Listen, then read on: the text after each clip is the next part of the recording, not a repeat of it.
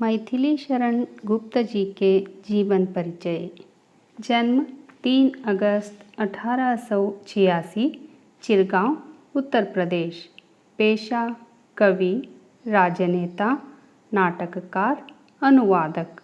राष्ट्रीयता भारतीय।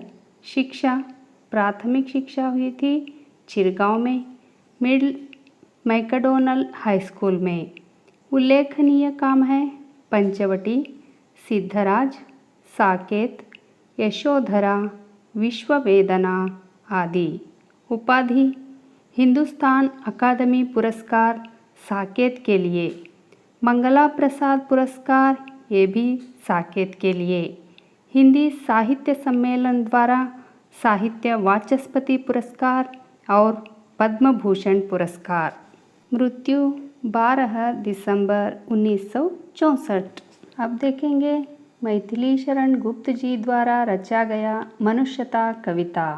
विचार लो कि मर्त्य हो ना मृत्यु से डरो कभी, मरो परंतु यो मरो की याद जो करे सभी। हुई ना यो सुमृत्यु तो वृथा मरे वृथा जिए, मरा नहीं वही कि जो जिया न आपके लिए। यही पशु प्रवृत्ति है कि आप ही चरे, वही मनुष्य है कि जो मनुष्य के लिए मरे। इन पंक्तियों में कवि मनुष्यता का सही अर्थ समझाने का प्रयास कर रहे हैं। मृत्यु से नहीं डरना चाहिए क्योंकि मृत्यु तो निश्चित है, पर हमें ऐसा कुछ करना चाहिए कि लोग हमें मृत्यु के बाद भी याद रखें। अपने लिए तो जानवर भी जीते हैं, लेकिन असली मनुष्य वही है जो दूसरों के लिए जीना व मरना सीख ले। उसी उदार की कथा सरस्वती बखानती, उसी उदार से धरा कृतार्थ भाव मानती, उसी उदार की सदा सजीव कीर्ति कूजती, तथा उसी उदार को समस्त सृष्टि पूजती। अखंड आत्मभाव जो असीम विश्व में भरे, वही मनुष्य है कि जो मनुष्य के लिए मरे। इस भाग में कवि कहते हैं कि हमें उदार बनना चाहिए क्योंकि उदार मनुष्यों का हर जगह गुणगान होता है और दूसरों के लिए जीने वाले व्यक्ति का गुणगान युग युगों तक किया जाता है। इसीलिए मनुष्य वही कहलाता है जो दूसरों की चिंता करे। क्षुधार्थ रंतिदेव ने दिया करस्थ थाल भी, तथा दधीची ने दिया परार्थ अस्थिजाल भी। उसी नर क्षितिश ने स्वमांस दान भी किया, सहर्ष वीर कर्ण ने शरीर चर्म भी दिया। अनित्य देह के लिए अनादि जीव क्या डरे, वही मनुष्य है कि जो मनुष्य के लिए मरे। इस भाग में कवि पुराणों में उन लोगों के बहुत उदाहरण है जिन्हें उनकी त्याग भाव के लिए आज भी याद किया जाता है। इसमें उदाहरण दिया है पुराण पुरुषों की। भूख से परेशान रंतिदेव ने अपने हाथ की आखिरी थाली भी दान कर दिया था। महर्षि दधीची ने अपने पूरे शरीर की हड्डियां वज्र बनाने के लिए दान कर दी थी। इसी प्रकार शिभी ने कबूतर की जान बचाने के लिए अपना पूरा सांस दान कर दिया था। इसलिए सच्चा मनुष्य वही है जो त्याग भाव जान ले। सहानुभूति चाहिए, महाविभूति है वही, वशीकृता सदैव है बनी हुई स्वयं मही। विरुद्धवाद बुद्ध का दया प्रवाह में बहा विनीत लोक वर्ग क्या न सामने झुका रहा। आहा, वही उदार है परोपकार जो करे, वही मनुष्य है कि जो मनुष्य के लिए मरे। इसमें कवि ने दया करुणा सबसे बड़ी संपत्ति है, इसके बारे में इस प्रकार कहते हैं कि मनुष्य के मन में दया करुणा का भाव होना चाहिए। स्वयं ईश्वर भी लोगों के साथ इसी प्रकार रहते हैं। इसका सबसे बड़ा उदाहरण महात्मा बुद्ध है, जिनसे लोगों का दुख नहीं देखा गया, तो वे लोक कल्याण के लिए दुनिया के नियमों के विरुद्ध चले गए। परोपकार के कारण आज भी हम बुद्ध को याद करते हैं। इसलिए मनुष्यों के मन में दया और करुणा का भाव होना चाहिए। मनुष्य वही कहलाता है जो दूसरों के लिए जीता और मरता है।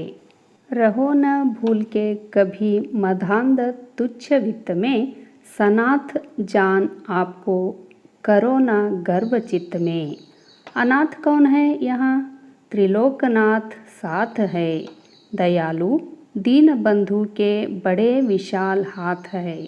अतीव भाग्यहीन है अधीर भाव जो करे, वही मनुष्य है कि जो मनुष्य के लिए मरे। इस भाग में कवि संपत्ति या यश पर कभी घमंड नहीं करनी चाहिए, इस विचार को बहुत ही ठीक ढंग से कहने का प्रयास तो जो कर रहे हैं।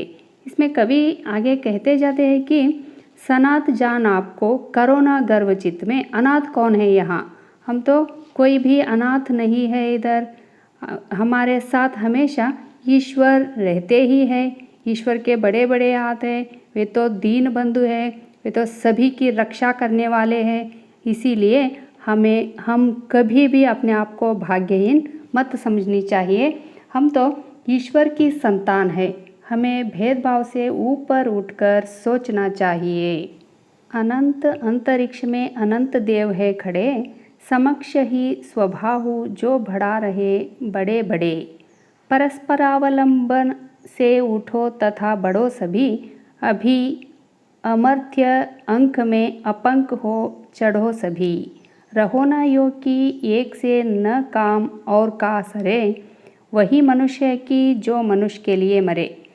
अनंत अंतरिक्ष यानी कभी भी अंत ना हो, यानी उसे तो आकाश ही है, अंत नहीं है आकाश के लिए। इसलिए कभी न समाप्त होने वाले आकाश में अनंत देवता खड़े हैं। वहाँ एक दूसरे, इसीलिए हम हमेशा यह ज़मीन पर रहने वाले सभी लोग एक दूसरे पर सहारा देते हुए, एक दूसरे के लिए सहारा देते हुए एक साथ में आगे बढ़ते रहना चाहिए। यानी देवता की गोद कलंक रहित है। कलंक रहित रहने से ही सभी को वो देवता देखते रहते हैं। इसीलिए दूसरों का सहारा बनने वाले मनुष्यों का देवता भी स्वागत करते हैं। इसीलिए हमें दूसरों का परोपकार व कल्याण करना ही चाहिए। मनुष्य मात्र बंधु है, यही बड़ा विवेक है। पुराण पुरुष स्वयंभू पिता प्रसिद्ध एक है, फलानुसार कर्म के अवश्य बाह्य भेद है, परंतु अंतरैक्य में प्रमाणभूत वेद है। अनर्थ है कि बंधु ही न बंधु की व्यथा हरे, वही मनुष्य की जो मनुष्य के लिए मरे। पुराणों में जिसे स्वयं उत्पन्न पुरुष माना गया है, वह परमात्मा सभी के पिता है। हम सब ईश्वर की ही संतान है। इसीलिए हम सब मनुष्यों के बाहरी कर्म अलग अलग हो, परंतु हमारे वेद साक्षी है कि सभी की आत्मा एक ही है। हम सब एक ही ईश्वर की संतान है। अतः सभी मनुष्य भाई बंधु है, और मनुष्य वही है जो दुख में दूसरे मनुष्यों के काम आए। चलो अभीष्ट मार्ग में सहर्ष खेलते हुए, विपत्ति विघ्न जो पड़े उन्हें ढकेलते हुए। घटे ना हेल मेल हाँ, बढ़े ना भिन्नता कभी, अतर्क एक पंथ के सतर्क पंथ हो सभी। तभी समर्थ भाव है कि तारता हुआ तरे, वही मनुष्य की जो मनुष्य के लिए मरे। इन अंतिम पंक्तियों में कवि कहना चाहते हैं कि अपनी इच्छा से चुनी हुई मार्ग में खुशी से चलना चाहिए।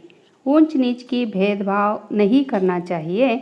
हम खुशी से सारे कष्टों को हटाते हुए भेदभाव रहित रहेंगे तो तभी समाज की उन्नति होगी। किसी तर्क वितर्क के सभी को एक साथ लेकर आगे बढ़ना चाहिए। दूसरों की उन्नति के साथ साथ अपनी समृद्धि भी कायम करें। अपनी आपसी समझ को बनाए रखना चाहिए और भेदभाव को नहीं बढ़ाना चाहिए। ऐसी सोच वाला मनुष्य ही अपना और दूसरों का भी कल्याण और उद्धार भी कर सकता है। मैथिली शरण गुप्त जी द्वारा रचा गया मनुष्यता कविता लगता है आप सभी समझ गए होंगे। कृपया आप मेरे चैनल को लाइक, शेयर, सब्सक्राइब करिए और अगले क्लास में फिर मिलेंगे। धन्यवाद।